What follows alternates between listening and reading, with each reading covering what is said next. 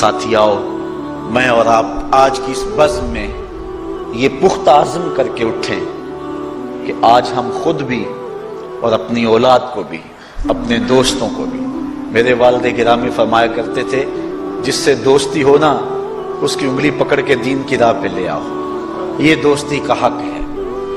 اس کے لیے آپ بہت کچھ کرتے ہیں لیکن اگر اس کو دین نہیں دیا تو کچھ بھی نہیں دیا۔ کوشش کرو میرا دوست ہو اور جہنم میں جائے۔ والدین بچے کے مستقبل کے لیے کتنی کوشش کرتے ہیں، لاکھوں روپیہ لگاتے ہیں مستقبل ٹھیک ہو تو، کرتے ہیں کہ نہیں کرتے؟ یونیورسٹیوں کے اندر کالجوں کے اندر کتنی بھاری فیسیں بھرتے ہیں، کیوں اتنا کچھ کیوں کر رہے ہو؟ میں نے دیکھا بوڑھا باپ اپنی کمر پہ بوریاں لاد کے مزدوری کرتا ہے، مائیں اپنا زیور بیچ رہی ہیں کہ اولاد پڑ جائے۔ میاں اتنا کچھ کیوں کر رہے ہو؟ جی مستقبل ٹھیک ہو جائے۔ یہ مستقبل کتنا ہے؟ 20-25 سال کا، اور جو اصل مستقبل ہے اس کی فکر ہی نہیں کسی کو۔ اصل مستقبل تو وہ ہے، اللہ اکبر، بیرون ملک جائے بیٹا تو ماں کہتی ہے بس دعا کرو کہ میرا بیٹا خیریت سے پہنچ جائے۔ بیٹی کی شادی کرتی ہے تو ماں کہتی ہے دعا کرو کہ اپنے گھر میں اس کو چین مل جائے۔ کسی کا انٹرویو ہوتا ہے، لوگ کہتے ہیں جناب دعا کرو کہ اس انٹرویو میں وہ کامیابی سے گزر جائے۔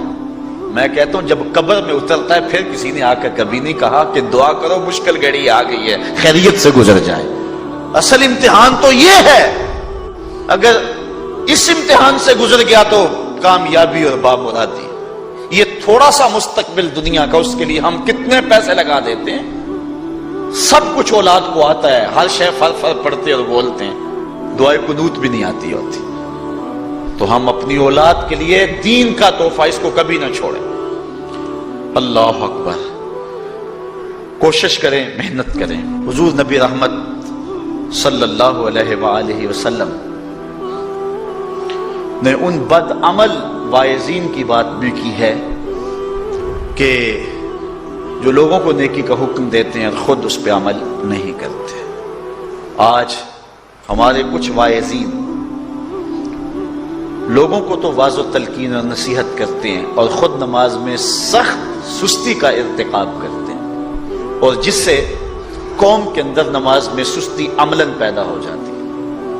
کوئی عرس کی تقریب ہو، کوئی محفل نعت ہو، کوئی جلسہ ہو، کوئی شادی کی تقریب ہو، نماز کے وقت کا پورا خیال رکھا کریں اور اس بات کا لحاظ رکھا کریں۔ بلکہ ہمارے ہاں ایک عجیب سا فیشن ہے اور عجیب سی بات ہے، میں بڑا حیران ہوا کرتا ہوں کہ عشاء کے بعد جب جلسے ہوتے ہیں نا ہمارے مساجد کے اندر، تو مغرب سے اعلان شروع ہو جاتا ہے آج رات فلاں صاحب خطاب فرمائیں گے، اور پھر جب نماز عشاء ہوتی ہے تو ہمارا نقیب محفل کھولتا ہے لاؤڈ سپیکر اور وہ اعلان کرتا ہے حضرات جماعت ہو چکی ہے اب مسجد میں آ جائیں۔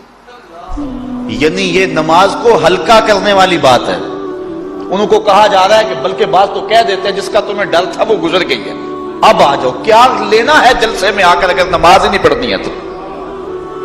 ممبر و محراب کے جو ذمہ دار ہیں ان سے جو ہے وہ عجیب و غریب قسم کی جو ہے وہ حرکات سکنات سرزد ہو رہی ہیں۔ یہ جو جہل نقیبوں کا ایک غول آ گیا نا، یہ بھی ایک بہت بڑی مصیبت ہے۔ ایک تو بے تحاشا القاب، دوسرا دین کی روح سے ناشنائی۔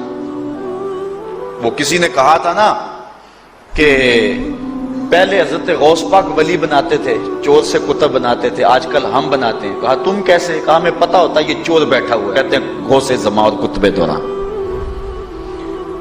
بے تحاشا اور بے تکا انداز، اور پھر دین کی روح سے یہ ناشنائی کہ باقاعدہ اعلان ہوتا ہے جناب جماعت ہو چکی اب تو آ جاؤ۔ تو کیا کرنا ہے ساری رات جاگ کے اگر عشاء کی نماز ہی نہیں پڑھی تو نماز کو ہلکا کیا گیا ہے۔ اسی طرح جلسہ لمبا ہو رہا ہے اور نماز کا وقت سکڑ رہا ہے۔ ان چیزوں کا التزام کرنا ہے، ہم نے کوشش کرنی ہے۔ اور یہ بھی ایک مصیبت ہے کہ دربار بڑا اونچا ہے اور مسجد کے اندر جانوروں کی بینٹیں پڑی ہوئی ہیں۔ حیثیت تو مسجد کی ہے، دربار کی تو ثانوی حیثیت ہے۔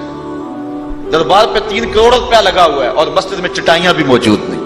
اپنے بھی خفا مجھ سے ہیں بیگانے بھی ناخوش، کہ زہر حلال کو کبھی کہہ نہ سکا کند، بات وہی کہتا ہوں سمجھتا ہوں جسے حق، میں ابلہ مسجد ہوں نہ تہذیب کا فرزند۔ بے تحاشا اور بے تکا انداز اور پھر دین کی روح سے یہ ناشنائی کہ باقاعدہ اعلان ہوتا ہے جناب جماعت ہو چکی اب تو آ جاؤ، تو کیا کرتا ہے ساری رات جاگ کے اگر عشاء کی نماز ہی نہیں پڑھی تو نماز کو ہلکا کیا گیا ہے۔